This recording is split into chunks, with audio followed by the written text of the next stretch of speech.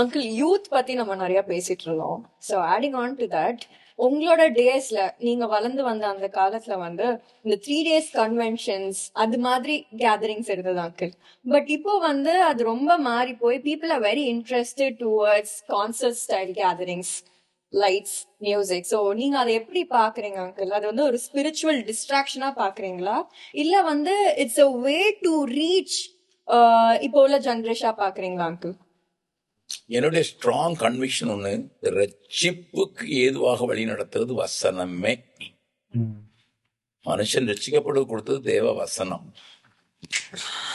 நீங்க இந்த பாட்டு வந்து it should lead for them develop a thirst for the word of God.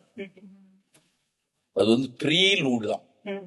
சூப்பே குடிச்சிட்டு வாழ்வேன்னு சொல்ல முடியாது. சூப் நீடட், பட் சூப்பே குடிச்சு வாழ்வேன்னு சொல்ல முடியாது. அதே மாதிரி ஒரு தயிர் சாதம் இருக்குன்னா கொஞ்சம் ஒரு ஊறுகாய் இருக்குது, ஊறுகாவை நான் சாப்பிட முடியாது, பட் ஊறுகாய் தொட்டுக்கலாம், so that I can eat மோர்.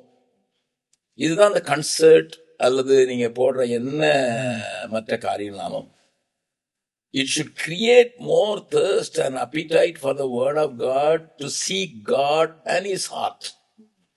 அது இல்லாத மற்ற எல்லாமே, அது கன்சர்ட்டா இருந்தாலும் சரி, அது என்னதான் இருந்தாலும் சரி, if it is not leading to that, I cannot accept it.